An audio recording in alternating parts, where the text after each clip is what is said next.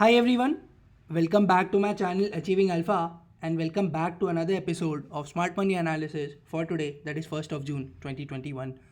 And we saw some very good profit booking after the first two candles of 15 minutes in the day.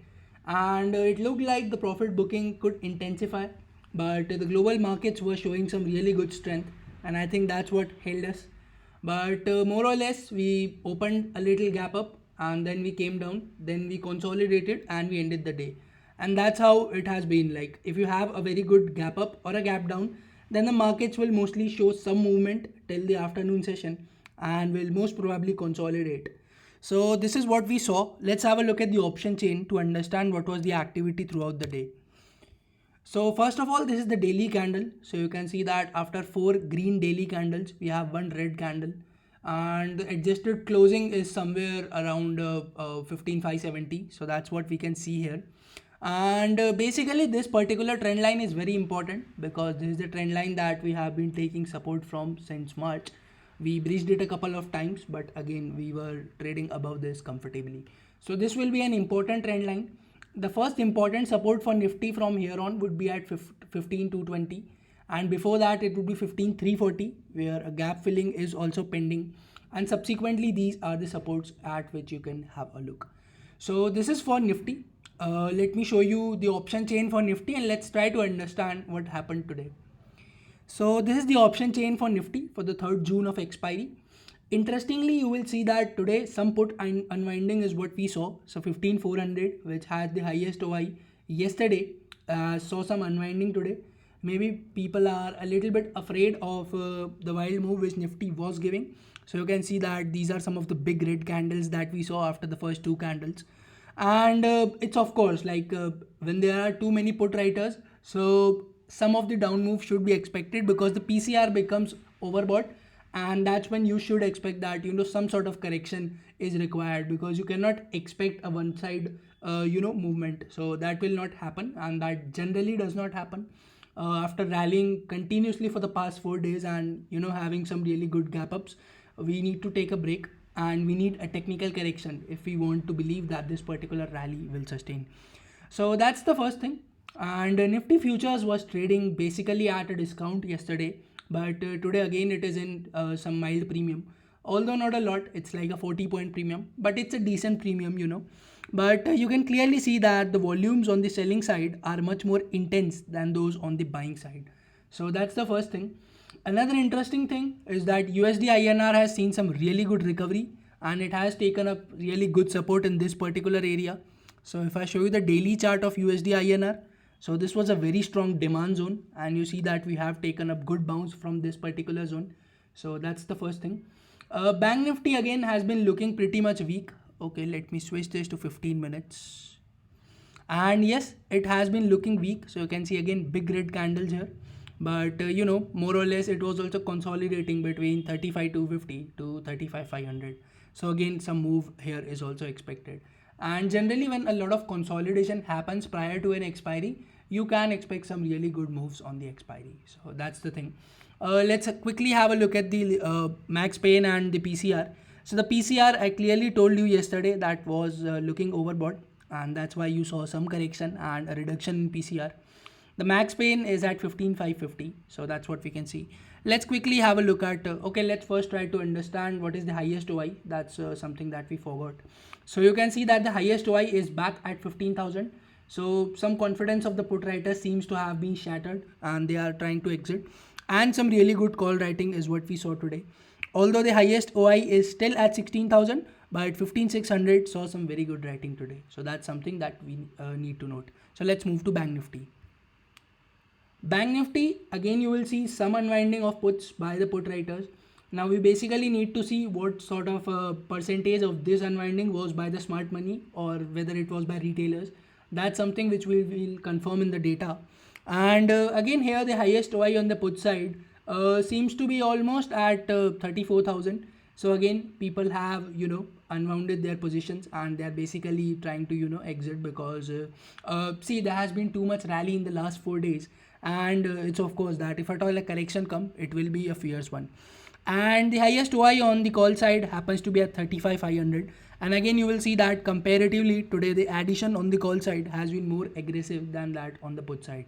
So that's something which we can see. And again, let's have a look at the max PCR and max pain. So PCR is at zero point 0.7, which is kind of going into the oversold territory, and you should be cautious because if at all a bounce comes, so it can come because the PCR is like too much oversold, and the max pain is at 35,300. So that's what we need to understand. Let's quickly have a look at the global cues. So the global cues were showing some really good strength, and that's what I told you, that it was I think only because of the global cues that we did not fell that much. And at one time it was looking like Nifty is going to go for a collapse today, but interestingly global cues kind of saved us today. So that's what we need to know. And again, this is looking, although they have given up a little bit from the top. So Dow has given up a little bit from the top, then S&P and Nasdaq have also given up. Interestingly, one thing which I want to bring to your notice is the Brent crude. So this is at a record high of roughly about 71.12, and this is like it has become too expensive, and that's not very good for our economy. And even the dollar has started to gain strength, so negative effect can be seen in the stock market on the coming days. The bond yield also has been seeing a very good surge, and I think that's the reason that the US indices might have given up from the top, specifically Nasdaq.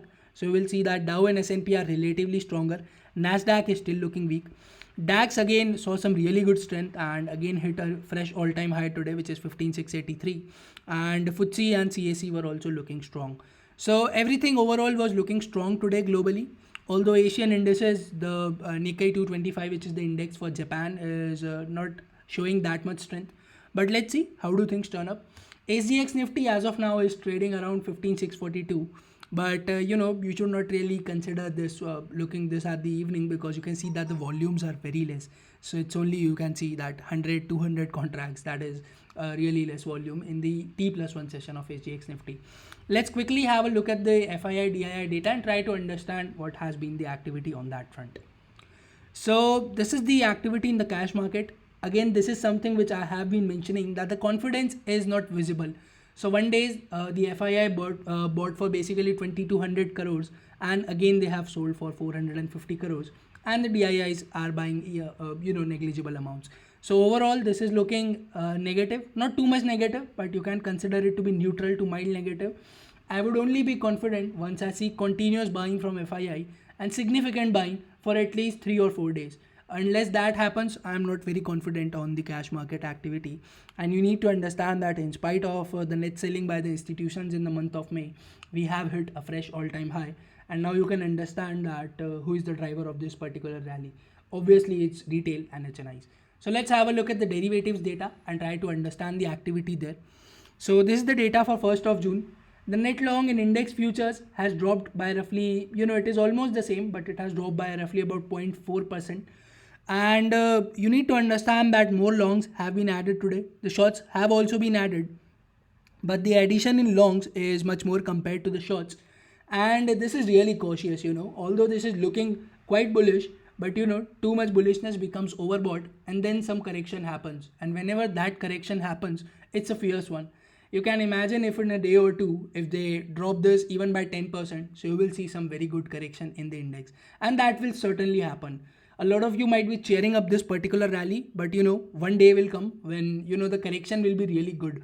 So you need to be very much cautious if you are going long. And positionally going long at this particular net long, I would really not advise you to do the same. So you need to be very much careful. I have also added the net long for the stock futures. So again, you will see that the net long is kind of more or less the same as it was yesterday. On an absolute basis, you will see some addition in the longs and you will see some short covering. But again, there is a lot of shorts in the stock futures, and that's not a very healthy sign. So that is something which we need to be very much careful about. Let's have a look at the option activity and try to decipher what's happening there. So the put shorts in the index have decreased by 1.2%. And you need to understand that some of the put unwinding that we saw on the option chain, maybe FII have some contribution to that, because you can see clearly some long unwinding here by the FIIs in the index options. Talking about the call shorts, so the call shorts have massively increased by roughly about 50.59%, and in absolute terms, about 64,270 contracts have been shorted on the call side. And this is heavily bearish because you can see the difference for yourselves. And this is too much bearish on the option writing front. Let's have a look at the option buying. So option buying, the call longs in the index have increased by roughly about 22.5%, or in absolute terms, roughly about 55,000 new quantities of call have been bought. But you need to understand that maybe FIs have done this to hedge this particular trade. So maybe some sort of spreads are created by the FIs here, some sort of a credit spread. That's what we can see. And talking about the put longs in the index, so that have again, remained more or less the same, a minute reduction of 1.7%. But again, the difference between these two is not that much. So you might say that, okay, they have bought so many calls, but you need to understand that they have returned more calls compared to the puts. So overall, the activity in the options is looking bearish. The activity in the index futures is again hinting for an alarming thing, and I would certainly not go long. That's what I have been saying for the last 2 to 3 videos. And the activity in the stock futures is still not very encouraging. There are a lot of shorts here, so you need to be very, very careful. And this is, hinting for a very cautious kind of a thing. So you need to be very much careful about going long positionally on the index. Intraday, of course, stay with the trend. But again, going long positionally could be really detrimental, because you may never know, one day will come and you can observe some really good profit booking. So this was the analysis for today. I hope you liked it. And also the new margin rules are in place from today. So that's not a very good sign for us as retailers, because now you need to pay a lot more margin to play with option writing and basically futures in intraday. And this could get controversial, but let me raise this up. So a lot of the big HNI players, or some of the very big YouTubers, again I would not like to name anyone here, but they are publicly very cheerful about this, and they are saying publicly that this kind of a rule is really good. And you need to understand that I am strictly against what they are saying, because if they would not have got this particular leverage at their time, you can imagine they would not have been able to build this much wealth which they have now. So this is clearly very much wrong. I mean, this is clearly playing with the retails.